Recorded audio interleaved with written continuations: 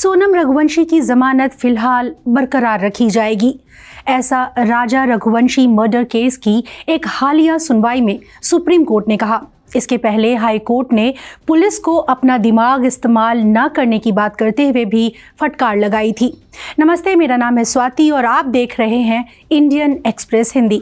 सोनम रघुवंशी आपको याद होगी, अपने पति राजा रघुवंशी के मर्डर में मुख्य आरोपी है।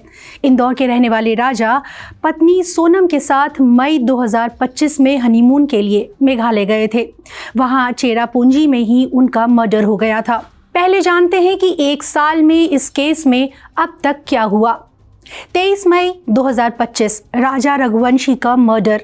3 जून 2025 राजा के भाई विपिन रघुवंशी ने मेघालय के सोहरा पुलिस थाने में एफआईआर लिखवाई राजा के शव की रिकवरी को लेकर। इसके बाद राजा रघुवंशी के शव की रिकवरी के आधार पर हत्या सेक्शन 1031 भारतीय न्याय संहिता के तहत एफआईआर दर्ज हुई। 9 जून 2025 सोनम रघुवंशी को उत्तर प्रदेश के गाजीपुर से अरेस्ट किया गया। 5 सितंबर 2025 जांच एजेंसी ने चार्जशीट फाइल की।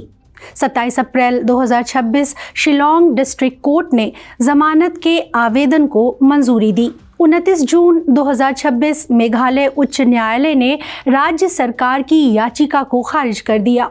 2 जुलाई 2026 राज्य सरकार ने बेल ऑर्डर को सुप्रीम कोर्ट में चुनौती दी, अर्जेंट सुनवाई के लिए मेंशन दिया। 3 जुलाई 2026 जब सुप्रीम कोर्ट में पहली सुनवाई हुई, कोर्ट ने जमानत पर रोक लगाने से इनकार किया और 9 जुलाई 2026 जस्टिस मनोज मिश्रा और जस्टिस श्री चंद्रशेखर की पीठ के सामने सुनवाई हुई। कोर्ट ने संकेत दिया कि मामला बड़ी बेंच को भेजा जा सकता है। 14 जुलाई 2026 है सुनवाई की अगली तारीख। अब 2 सुनवाइयों का खास जिक्र जरूरी है। पहली 27 अप्रैल 2026 शिलोंग डिस्ट्रिक्ट कोर्ट ने गिरफ्तारी के बाद दस्तावेजीकरण जो हुआ था उसकी प्रक्रिया से जुड़ी कई गंभीर गलतियां और विसंगतियां देखी। मसलन एफआईआर दर्ज हुई थी भारतीय न्याय संहिता की धारा 103 सबसेक्शन 1 के तहत, यानी मर्डर के लिए, लेकिन गिरफ्तारी के आधार की जो सूचना दी गई उसमें धारा 403(1) लिखा था। टेम्पलेट में चेक बॉक्सों को टिक नहीं किया गया था। कोर्ट इस निष्कर्ष पर पहुंचा कि अरेस्ट का जो बुनियादी आधार था वो प्रभावी रूप से कम्युनिकेट नहीं किया गया और स्पष्ट जानकारी की इस कमी ने कानूनी बचाव की तैयारी करने के सोनम रघुवंशी के अधिकार को नुकसान पहुंचाया। दूसरी 29 जून 2026 जब मेघालय उच्च न्यायालय ने सरकार की बेल ऑर्डर पर स्टे लगाने की अपील को खारिज कर दिया और जमानत इसलिए बरकरार रखी क्योंकि अदालत ने पाया कि पुलिस ने गिरफ्तारी के सही कारण सोनम को स्पष्ट तरीके से नहीं बताए। गिरफ्तारी के समय दिए गए दस्तावेज में कई ऐसी बातें लिखी थी जिनका इस मामले से कोई संबंध नहीं था। इससे अदालत को लगा कि गिरफ्तारी करने वाले अधिकारियों ने दस्तावेज तैयार करते समय ठीक से सोच समझकर काम नहीं किया। पुलिस की ये गलतियां सोनम को जमानत देने का प्रमुख आधार बनी। गुरुवार 9 जुलाई को सुप्रीम कोर्ट में भी केस की सुनवाई हुई। इसमें क्या हुआ?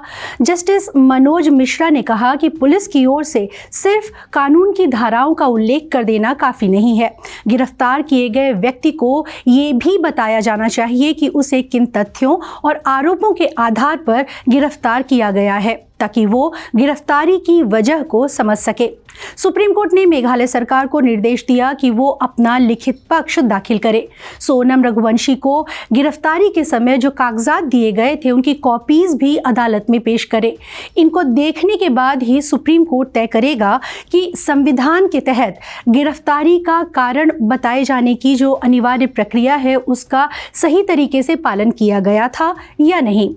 सुप्रीम कोर्ट ने इससे जुड़े 4 पुराने फैसलों का जिक्र भी किया जिससे प्रोसिक्यूशन पक्ष को दिशा मिल सके।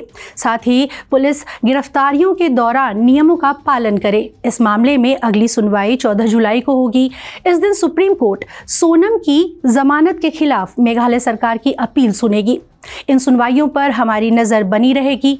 आप क्या सोचते हैं? कमेंट बॉक्स में हमें बताएं। शुक्रिया इंडियन एक्सप्रेस हिंदी देखने के लिए।